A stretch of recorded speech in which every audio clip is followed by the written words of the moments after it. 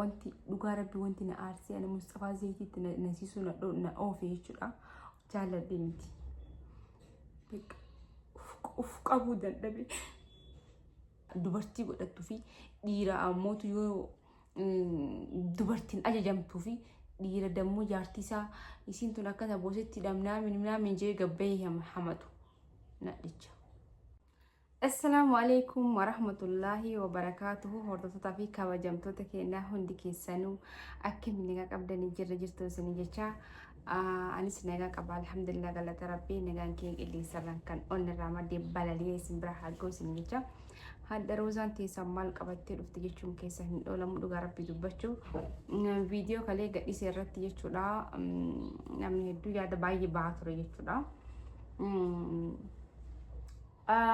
Dhugaa rabbii dubbachuuf sodaachisuuf malee itti naquuf illee miti. Garuu namni tokko waan garaa yaadu afaan maalii jechuu jirtanii dhugaa rabbii dubbachuuf dhugaan badduudha. Roozaan akkuma asirratti nama gaarii taate kana nama hin tuqan. Wallahi yoo nama jaaladhillee onni marraan nama jaaladha. Fakkeessaa namni fakkeessee garaa jalaan fakkeessanii achi garagalanii sharrii yookiin badii nama garaa namaatti garatti yaadassan ani hin yaade hin beeku. Maaliif yoo nama jaaladhes dhugaan nama jaaladha, yoo nama jibballee dhugumaan nama jibba. Dafees nama jaaladha, dafees nama jibba. Kanaafuu hordofaa kabajamtoota keenya. Ani amma yeroo sanatti dhugaa rabbii dubbachuuf dhalaan takka abbaa mana keessanii bira dhayxee yeroo pirankii itti dalagdu isi waa'ee pirankii kanarraan beektu waa'ee yuutuubii irraan beektu maal yaadeeti. Tokkoffaa duratti isarraallee ta'uu danda'a. Mucattiillee wanta na ajiifadhu hin jiru jechuudha dhugaa rabbii dubbachuuf. Ani Mustafaa baay'ee jaalladhallee baay'een kabajaallee isinii galee maaliif yoo jettan bakka abbaa manaa hiyyaa isa fuulduraati walii galee maatii kiyyatti ergatee jira. Maatii kiyya bira dhaqaniitiin hin jira waan ta'eef isinii galee. Kanaaf maaliif erga maatii kennatti dhaqee abbaa mana hiyyaa jedhee herreega jechuudha isinii galee. Abbaa jaarsa nama biraa jedhee hin fudhadhu jechaaf isiniin jedhee. Kanaaf ani jaarsa kee irratti qalbiin beeku. Wallahi laazima akkuma gaarii tanaa roozaan badduudha. Kabajamtoota keenya akkasumatti dhugaan nama jaalladhaallee dhugaan nama jibbaallee jechuudha. Hedduu takkaan isa kabaja. Nama jaaladhe tokko akka namni laqaan laquunfadhu jechuudha. Jaalallee hiyyaa tokko yookiin abbaa manaa hiyyaa isa fuulduraan kiyyanaa ta'uuf deemu jechuudha. Akka namni isa walii gadi wanni jedhu hin fedhu. Sirriidha. Anamootuyyuu nama duraan rooza'aatu nama hedduu wajjin bira dhayxee maal taate jettanii suni dantaa mataa keenyaati. Dantaa abbaan dantaa ofiitiif isinii galee dantaa ofiitiif malee dantaa wanna biraatiif miti jechuudha. Ani yoo dhaqellee kaan birallee yoo dhaqee ijoollee ta'e wajjin nyaannee waliin guddannee darajaa kanarra bira waliin geennee biyyarraa jechuudha. Mannoo biyya alaatti wajjin turree waliin waa hedduu arkinee jennee aslaan guutuu isaanii warra amanaa abbaa kiyyaatti harkaa qaban jechuudha isinii galee. Kanaaf isaan irraa namni dhorku hin jiru. Garuu dhiira biraa wajjiidhaan dhiira isin takka miti argatanii hin beekne wajjiidhaan ani laqaan dhaqamu. Maaliif ani erga isa jaalladhe isa jaarsa kiyyaa akkuma ofii kiyyaa lolu kanatti akkuma ofii kiyyaa abbaa manaa kiyyaa namni hin tuqu hin feene kanatti anillee akka namni tuqu hin fedhu. Jaalattanii jibbitanii jechuudha. Kanaafuyyuu ana wanti biraa nan aarsine wallaahi laazim. Akkam suuraa kana mee hordoftoota fi kabajamtoota kiyyaa suuraa makana laalamee. Suuraa makana laala suuraa mana cinaa argitan kana jechuudha. Mee laalaa suuraa akkasitti kaameraan erga walitti gajjaanii yubara suuraa irratti argitanii coggaarrahee sheexanni tunnaan waswaasii aan dhugumaa waldaa jalqaba jechuudha. Naqeetiin itti naqu taa'e roozaa jaarsa kan keetuun godhanni abbaa manaa keetiitiyyuu miti waan takka yeroo hin qabdu dhiisi ganaadha. Nikaa rabbii ganaa hidhattanii jettanii gaarsanii waan gootaa jira. Haala kanaa Mustafaan kaleen organatti aariidhaan mana dubbisutti hin jiru. Maaliif sababni isaa akkamitti roozaa waan akkanaa kana dalaydii waan ofii waan garaa yaaddee natti naquuf deemti naan hin jedhu.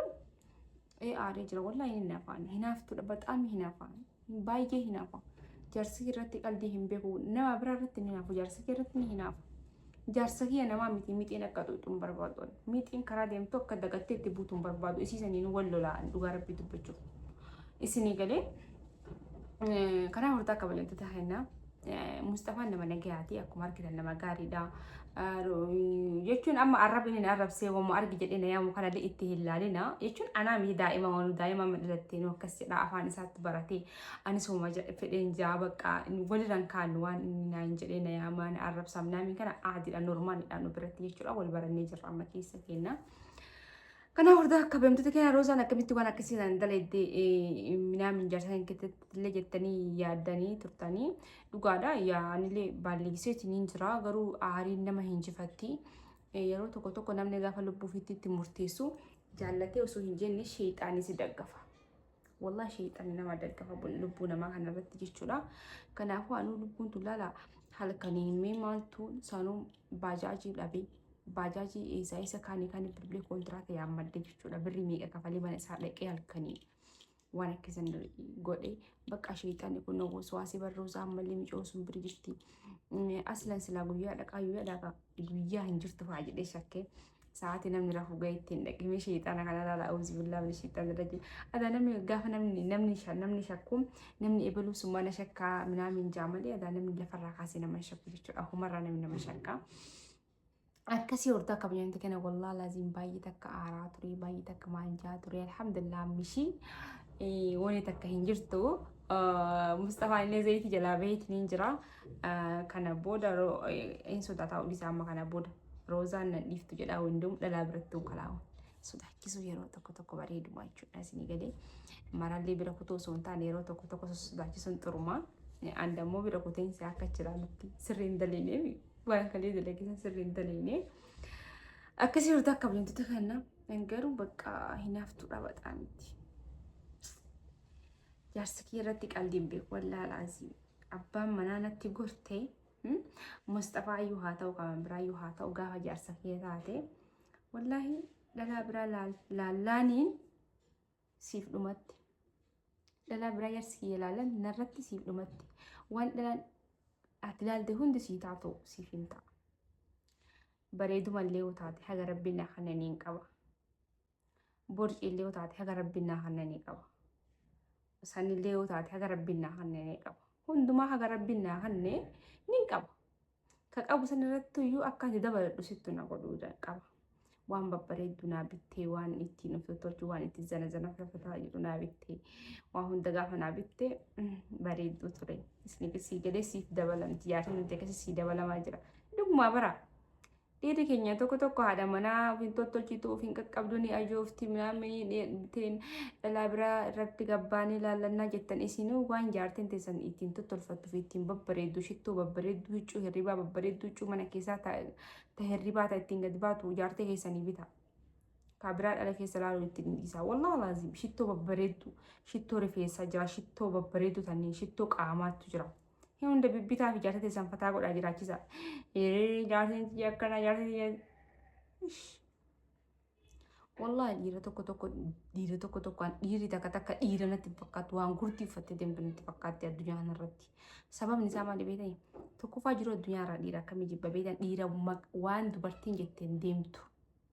Dubartiin ganda saniin dhageessin jennaan ishi beera sun dhiiraa miti. Amma fakkeenyaaf nama wayiitu jira ganda keenya jechuun wallaahi la'aazii gaafa nama keenyaa wal lolu namni sun wallaahi wabillaahi gaafa nama tokko wal lolanii amma fakkeenyaaf an ganda keenya nama ummanti yoo fakkeenyaaf nama tokko gaafa wal lolte ganda guutuu waliin hin oodu ummanti nama tokko wal lolte mitire bakka nama saniin wal lolte annuma dubbisa nama sana yoo ummati ya tuqan taate yoo ammoo lola afaanii walitti taran taate malee yoo ummati harkaan tuqan natu lubbuun tiya dura du'a. Tokkoffaa abbaa fedhe maan taane haadhatii yaaf abbaa yaa fi obboleen kee irratti qalbii na bira hin jiru. Jechuun hin dhiisu jechuudha gara badaadhaan yoo dhufan. Garuu ammootu namni tokko gaafa nama tokko wal lolu keessattuu dhiirti gaafa beerri lamaan wal loltuu fi ijoolleen wal loltu dhiirti maaliif namaan oolti garuu dhiirri sun wallaa dhiira akka isan hin jaalladhu ishee sun gurdi uffachuu qabdi dhiirti gaafa maatiin gandi guutuu wal lolu wallaa laazim anamma dhugaa rabbi isin dubbadha amma namni tokko amma nama hedduurra arge namni maatuma keenya keessa jechuudha ganduma keenya safaruma keenya wallaa keenya jechuudha isin galee gaafa nama tokko wal lolanii maatummaatti yaayoo wal lolan abbaan manaa ummaatti yaan oodaa ijoolleen ummaatti yaan ooddi jaartiin ummaatti yaan ooddi jaartiin isaa ummaatti yaan ooddi ijoolleen ummaatti yaan ooddi jaartii fi ummaatti yaa wal lolte ijoolleen ummaatti yaan dubbiftu jaarsi ummaatti yaan dubbisu wallahi seenaa dhugaati kun garuu wanni akkana hin dabbaraa dhiirarraa bakka barumsa fudhadhaa dhiirti waan dubartiin jettiin deemuun qabdudha dhiirti dhiirummaa isiitiin boonuu qabdi malee dhiirri takka taayyanan eshi isaa maqaan dhahin eshi isii maqaa dhahin eshi beera sun dhiira sun tane dubartiin inni takka isarra kabajaa qabdi wallaahi aziim dhiira akkasii sanin takka kan jibbu jechuudha dhiira ammoo gandarra deemeetiin eegartanii osoo jaartii isaatiin waa hin godhin uf dhaadu jaartiin tiyya isin ifin tottolchiitti sun boosetti bitiitti kennimi akkasiin ifin tottolchiin argita waa hunda bitiitti kan jaarsan deetti waa hunda shittoo waa hunda waan adda addaa bitiitti kenni ufin qaqqabdu hin jedhini gandarra deemti jaarsan deema maqaa hin balleessini والله لازم أن إيرا بقى أكا دبرتي قدرت في إيرا موت يو دبرتين أجا جنبتو في إيرا دمو جارتيسا يسين تناكا بوستي دمنا من جي قبيه محمد نأجج أكا سورتا كبجمت تكينا وانا كسا سنجبا مصطفى والله وانا كسي اللي هنك أبو إيرا جيشوتا مصطفى إيرا ما شاء الله إيرا أما سنجرامتي ورن كتكو Tikishu akkana gurgurachuu barbaada boonisa sana immoo keessatti hin gaddoogga. An garuu seenaa ummaatii takka osoo isinitti hime wallaan ummaatii ittiin bahee ummaan tiyyaa jechuudha gaafa ta'u Sumaalee turan. Sumaalee turanii Sumaalee irraa keessaa mana nyaataa qabaa turan jechuudha. Ummaan tiyyaa tun deettee obboleessa kiyyaa mana irratti dhalate kana deettee Sumaalee dhalate obboleessa kiyyaa. Saniin deettee ciifti. Kazaa ciistee yeroo jettu ummaan tiyyaa bishaan si waraabuu jedheen abbaan bishaan naa waraabii jetteen abbaa hiyyaa. Kazaa dammoo waraabuu jedheen seenaa sanna himti beekaa ummaan tiyya. Gaafa kaani maal jetteen ummaan tiyya osoo ati gaafa san bishaan naa waraabdeen dhiirsa kee jedhee si jalan taa'u jetteen abbaa hiyyaa. Maaliif ree hin fadhu jetteen. Wallah la zeenaanis ummatii ittiin ba'e wallahi amalli kee guutuun ummaaticha. I love you mama tiyya baay'ee si jaalladha ummii tiyya.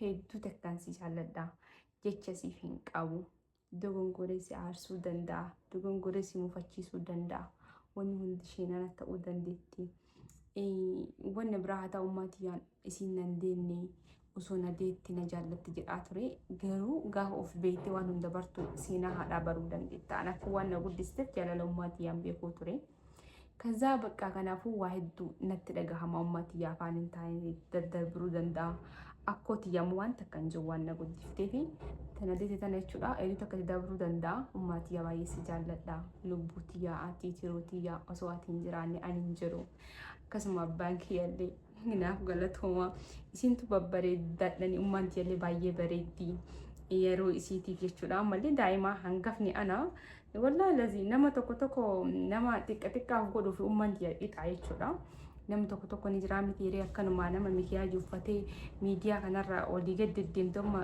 نما هدور نما توكو امانتي يرتقولا كذا امانتي وان بريدو فبانكي وان بريدو في يهرو زابريدو تنا ميجو بريدو تنا دحني الحمد لله قالتو ما سوسين بريد دني ببريدو باتن يعني سنين فقط لا يوثري كناف أمتي يا باهية هون دوما بيت سباهية باي سنجر كناف ورتاك وجنت تهيا أنك تمروان فانفتني وقلتهم باي I love you so much